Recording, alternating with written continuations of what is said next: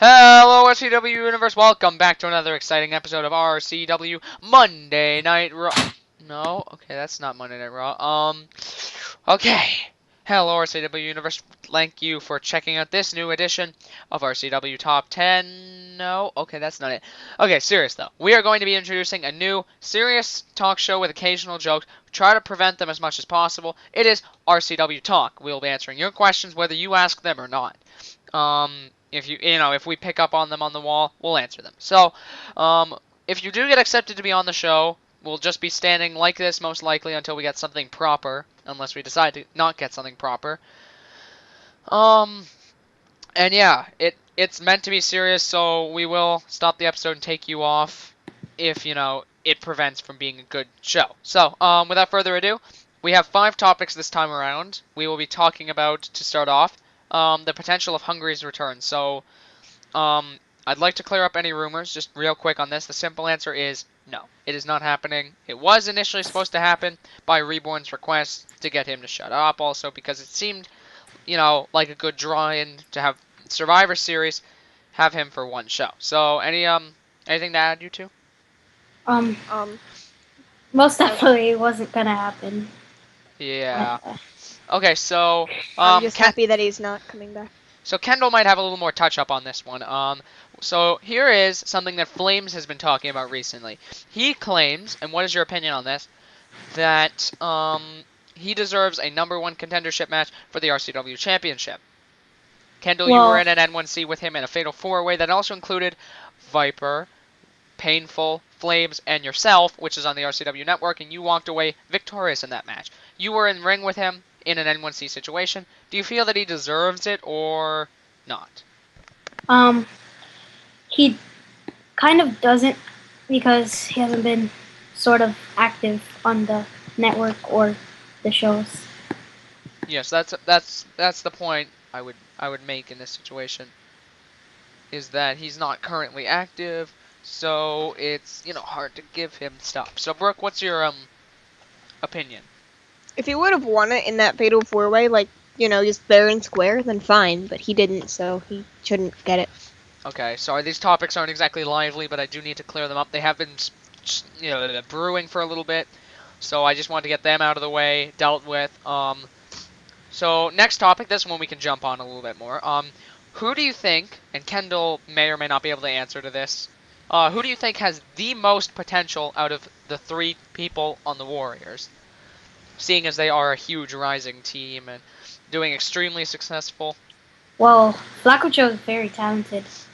Well, that's the thing about every single one of them is talented and have proven that. Yeah. We have the the #1 contender to the U.S. title, then the Intercontinental champion. The two of them are tag team champions, and Kendal previously won the R.C.W. #1 contendership. So huge accomplishments all around.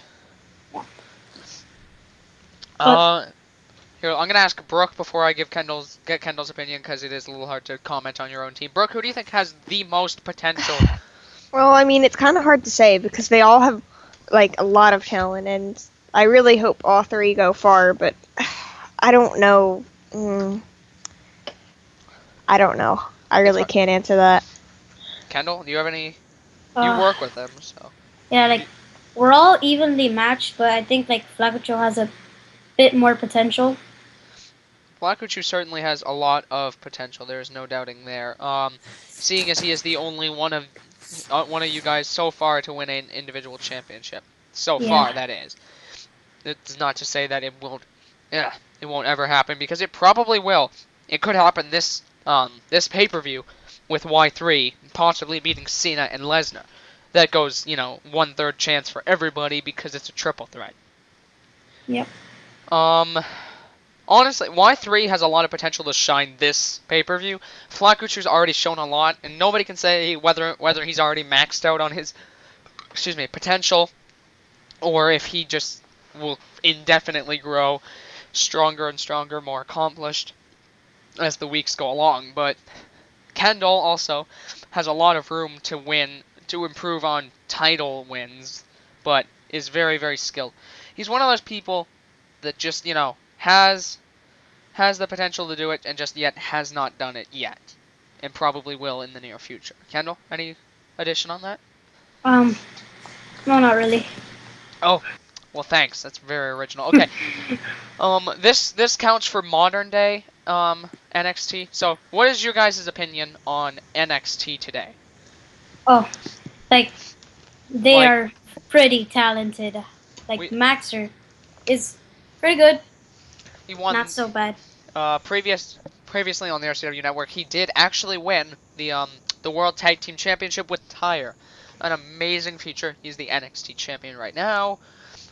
And quite honestly, I've had some troubles defeating him in the past. NXT rookies give you a hell of a challenge because you don't expect, like, you Yeah, see them in ring, but you don't have anything to expect out of them. yeah. You don't know how they work Well, exactly. the Kendal, NXT rookies, they like Shrek me. yeah, um, but yeah, we have currently right now this minute because a lot of people have been ranked up. 5 NXT members: Cool Lamb, Max Carter, Maxer, Randy Orton, I Hear Voices, and Nesquik 1. So um, it's pretty much indefinite that Maxer, upon losing the NXT Championship, sorry my nose, will probably be moving up to a main roster situation within Yeah. short time. And I think he'll be able to really shine. Some people would argue that he should already be there, one with his talent and one with his main roster title, but I'm not going to do it until he has lost his NXT Championship. But, you know, if I were him, I'd hold on to that as long as he physically can, and Yeah. then take the main roster spot. Yeah. Maybe get the longest reigning. Never know. Yeah, that would put him on the list for one of the highest reigns in history if you watched. Just uploaded, depending on how long it takes. I think it will be uploaded today, October 5th. If not, it'll be uploaded October 6th. But I hope it's October 5th. So previously today, I'm going to assume there was a top 10 longest reign. So that would put him on Yes. the top 10 longest reigns. So, but we also had some incredibly talented superstars come from both NXT and come from, well, what was pretty much NXT. Kendal being one of those examples of pretty much NXT. Well, Nesquik is part of NXT. Well, he And he was was. he was extremely accomplished prior. Well, Yeah. not so. Uh, he won the Money in the Bank briefcase, the World Heavyweight Championship. Um. That Rematch clause for was right. what He had his rematch clause for the title. revoked. Well, Yeah, that was revoked. And he won the USN1C and won a tag team yeah. and like 2 cruiserweights, 2 or 3 But cruiserweights. but then sadly moved down to NXT. Due to being fired, but that's another situation. It's not really relevant. So Y3 also being in the example of pretty much NXT, you know, coming from the roster, coming from fans, being treated as a rookie, being put in the matches of a rookie, and then being moved up to a main roster near after, but was never really placed in the NXT roster. But then again, really dominant. Oh, every Warrior dominant, no doubt. Flakuchu actually came directly from NXT. Brooke, you remember that? Yep. Around the big boom of NXT people, such as like King Panther, Columbia, like so many good people. No. What? What's wrong? So yeah, it was all in all pretty good. Yep. That time around, we saw some yeah. I just sent you guys a link if you want to check that out. That's Columbia right now. It just looks very different from what he used to be. So yeah, a lot of talent is Yeah, now coming. PC. I know. A lot of talent is stemming from NXT. There is like no definition to how much can come out of NXT. And some people will just never move out of NXT because they just don't show enough potential, and that's unfortunate to say. But some things happen as some things happen, okay?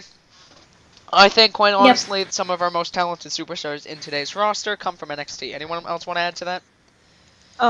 Yes. Yes, Brooke? Hi.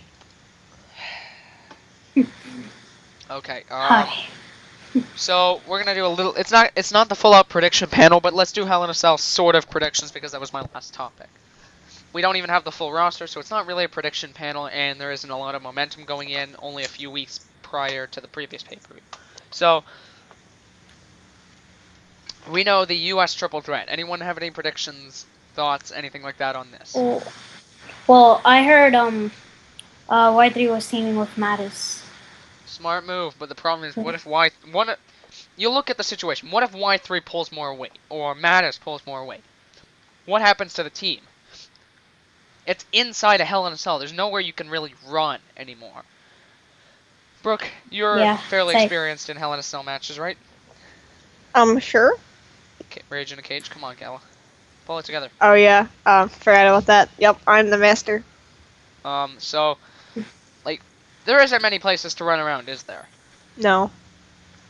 Unless you hide. There's actually like the secret hole under the ring that Yeah, I didn't say well, anything. only Hornswoggle's allowed to know about that. So, I wish there was an R.C.W. Hornswoggle. anyone want to take on that role? We'll give you a midget morph. Oh my god. I will give you a kiss if you become Hornswoggle. Deep. Kiss with those teeth that never move. Okay. So, Eddie, Sure. who do you predict? Okay, who do you predict will actually come out on top in that triple threat? Stop pressuring me. Either like Eddie or Y3. Depends on Mattis's lag.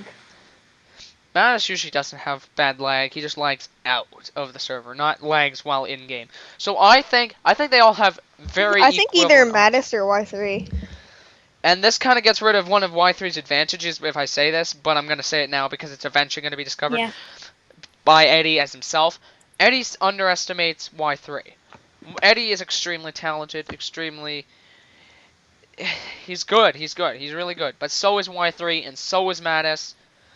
You know, those three are very well equally matched inside this contest, but nobody takes Y3 for what he is and can be. That's his advantage, though. Mm-hmm. Is that Eddie and Mattis have fought. I'm telling you, it's gonna be a hell of a match. It's gonna be a hell in a cell of a match. Okay, we got Eddie versus Mattis just one-on-one. We've seen the two fight 2 times over the past few days, both for the United States title on the line. But that is not neither of which were inside a Hell in a Cell chamber. So, you know. Yeah. I believe there was some running, so. Yeah, there is no running in the Hell in a Cell. So that's what the advantage and difference Unless is. you go in the secret hole. Yep, the secret hole that totally exists. I go in it all the time. I don't know what you're talking about. Pretty much. Oh. Sorry about that. I almost left the call. Okay, so predictions? Like I said, Mattis or Y3. So no, for the Hell in a Cell, Mattis versus Eddie. Oh,